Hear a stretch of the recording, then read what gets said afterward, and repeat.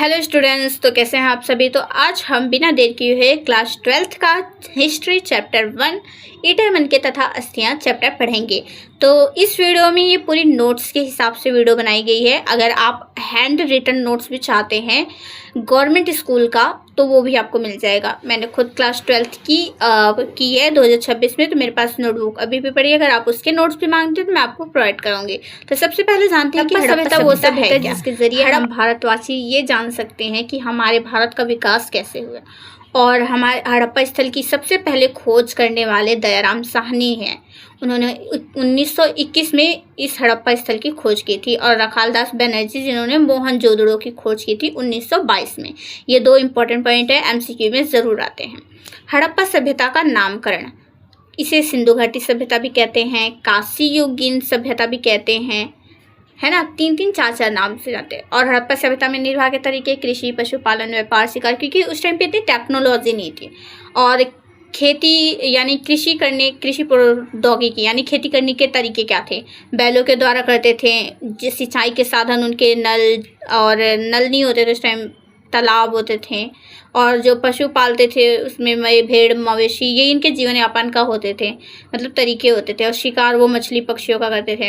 हड़प्पा सभ्यता का क्षेत्र विस्तार जानते हैं, उत्तर से लेके दक्षिण तक, पूर्व से लेके पश्चिम तक हो रखा है। तो ऊपर पाकिस्तान से लेके नीचे महाराष्ट्र तक हो रखा है इसका विकास।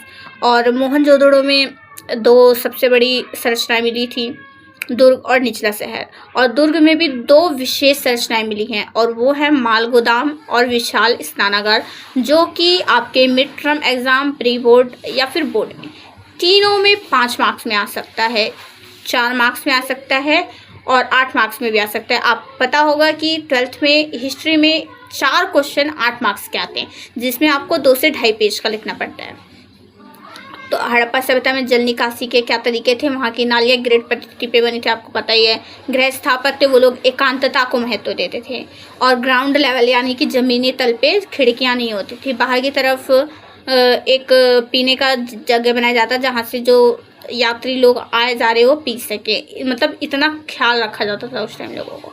हड़प्पाई समाज में विभिन्नता के लिए लोगों की मतलब 2 चीज़ों से जानी जाती थी, उनके दफनाने वाली चीज़ें मतलब समाधान, और उनकी विलासिता की वस्तुओं से।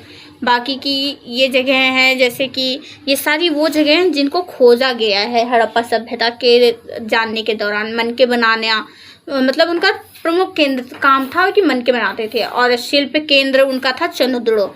और उपमहाद्वीप में और सुदूर क्षेत्रों से भी मतलब इनका मतलब दूर के क्षेत्रों से भी व्यापार होता है, जैसे ओमान से, मगान से, बहरीन द्वीप से, मेसोपोटामिया से भी इनका व्यापार होता था। और हड़प्पाई लिपि 4 मार्क्स में क्वेश्चन आता है, इसको याद कर लेना कि क्योंकि इसे आज तक नहीं पढ़ी जा सकी है, दाएं से बाएं लिखी जाती थी। और हड़प्पा सभ्यता के अंत के क्या कारण हैं, है ना। और कनिगम का क्या भ्रम था, कनिगम का मेन भ्रम यही था कि उनको लगता था जो सिंधु घाटी सभ्यता है वो गंगा नदी की सभ्यता के साथ पनपी है, बट ऐसा नहीं था। और जॉन मार्शल, आर.एम. व्हीलर, ये 2 ऐसे नाम हैं, इनके नाम जरूर पूछे जाते पेपर में।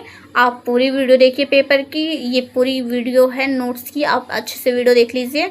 और अगर आपको नोट्स